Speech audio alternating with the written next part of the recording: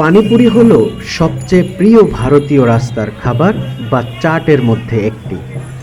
পুরি আলু, সুজি থেকে তৈরি ছোট গোলাকার খসখসে খোসা, ছোলা, তেঁতুলের চাটনি এবং একটি মশলাদার টক জল বা পানি দিয়ে ভরা হয়। এটি একটি বড় কামড়ে খান এবং স্বাদের অভিজ্ঞতা নিন।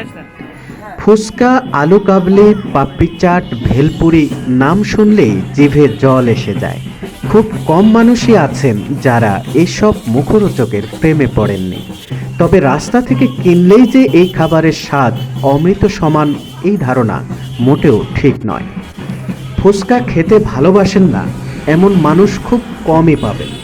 উত্তর ভারত থেকে দক্ষিণ ভারত ফুচকা পরিচিত পানিপুরি, গোলগাপ্পা বা ফুচকা বা গুপচুপ নানা নামে খ্যাত।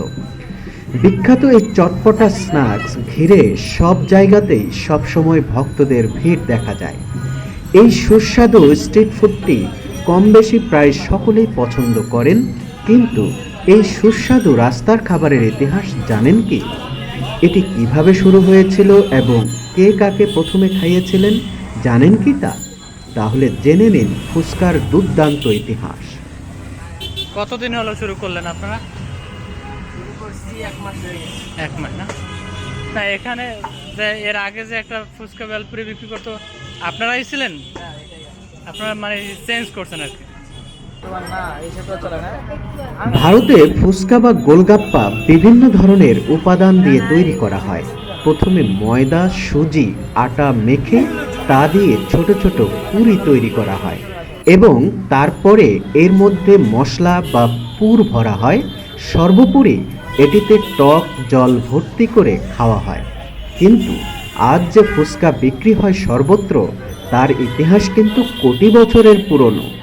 এ শুধু ইতিহাসই নয়, এক পৌরাণিক গল্পও আছে এই ফুচকাকে কেন্দ্র করে।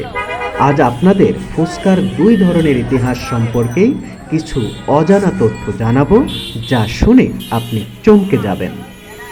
সত্যিই আপনি এটা জেনে আশ্চর্য হবেন যে আজ আপনি রাস্তায় দাঁড়িয়ে যে ফুচকা বা গোলগাপ্পাগুলো খাচ্ছেন তার উল্লেখ পুরাণেও আছে। যদি পৌরাণিক কাহিনীকে বিশ্বাস করা হয়, তাহলে প্রথম ফুচকা খাওয়ান দ্রৌপদী। শুধু তাই নয়, তিনি ফুচকা খাইয়েছিলেন পাণ্ডবদের। কথিত আছে, পাণ্ডবরা যখন নির্বাসনে ছিলেন তখন বাড়িতে খুব কম খাবার ছিল, তাই এমতো অবস্থায় পুত্রবধূর সংসার চালানোর সামর্থ্য পরীক্ষা করার জন্য কুন্তী তাকে সামান্য কিছু আনাজ এবং কিছু শাকসবজি দিয়ে বলেছিলেন এই দিয়েই পাণ্ডবদের পেট ভরাতে। আর এটি ছিল চ্যালেঞ্জ।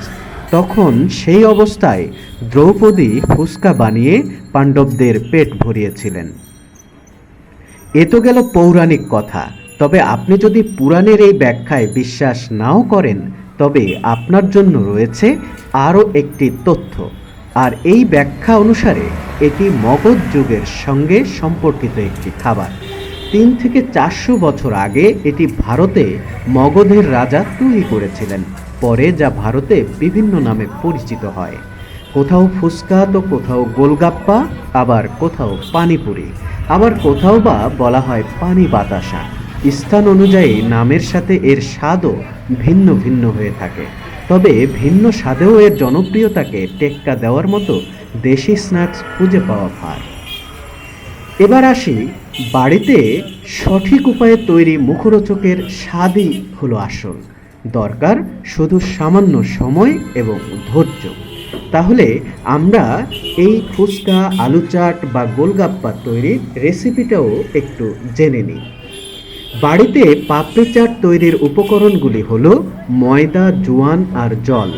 মন্ড মাখার সময়ে যদি বেশি ময়ান দেবেন, ততই খাস্তা ও মুসমুসে হবে পাপড়ি। তাই ময়ান দিন বনস্পতি দিয়ে।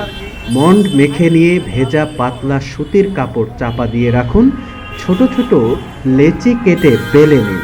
আবার একটু বড় লেচি কেটে ছুরি দিয়ে 4 টুকরো করে নিতে পারেন। এতে গোলাকারের বদলে পাপড়ি দেখতে হবে ত্রিকোণ। নাসোসের আকারে পরিবেশন করতে পারবেন পাপড়ি চাট। পাপড়ি যে আকারেই বেলুন না কেন, কাটা দিয়ে তার গায়ে ফুটো করে দিন, না হলে কিন্তু পাপড়ি ফুলে ফুচকা হয়ে যেতে পারে।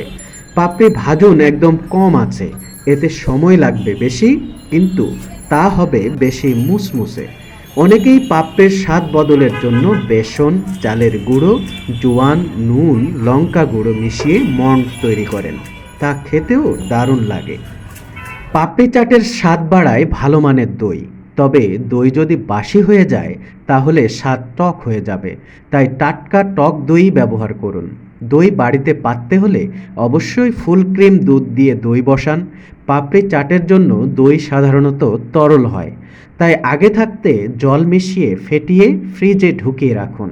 মনে রাখবেন, দইয়ের তরল কিন্তু গাঢ় হলেই ভালো। ঠিক যেভাবে পাপড়ি চাটের জন্য পাপড়ি ভাজেন, সেই উপায়েই ভাজতে পারেন ফুচকা। সঙ্গে মিশিয়ে দিন সুজি, তবে তাতে যেন কাঁটা দিয়ে ফুটো করবেন না। ফুচকা বেশ কড়া করে ভাজলেই স্বাদ ভালো আসে। যে সমস্ত ফুচকা ফুলে ওঠে না, সেগুলি দিয়ে পাপড়ি চাট বানিয়ে ফেলতেই পারেন, কিংবা আলু সিদ্ধ, মশলাপাতি, টক জল দিয়ে তৈরি করতে পারেন চটজলদি চুরমুর। ফুচকা কিংবা চুরমুরে ঝাল আনতে কাঁচা লঙ্কা ব্যবহার করাই ভালো।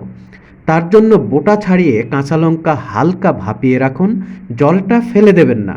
আলু মাখার সময়ে ভাপানো কাঁচা লঙ্কা ডলে নিয়ে তাতে অল্প জল দিতে পারেন। ফুচকার আলু মাখার মশলার জন্য গোটা ধনে, গোটা জিরে, লাল লঙ্কা, গোলমরিচ একসঙ্গে রোস্ট করে গুঁড়িয়ে নিন। ভেলপুরির মশলা তৈরি করতে মিশিয়ে নিন আমচুর, ভাজা জিরে গুঁড়ো, বিট লবণ, লবঙ্গ গুঁড়ো, গোলমরিচ গুঁড়ো এবং লবণ। আজকে এই পর্যন্তই। আবারও নতুন কোনো তথ্য নিয়ে আপনাদের সামনে কোনো এক সময় হাজির হব। সে পর্যন্ত সকলেই সুস্থ থাকুন।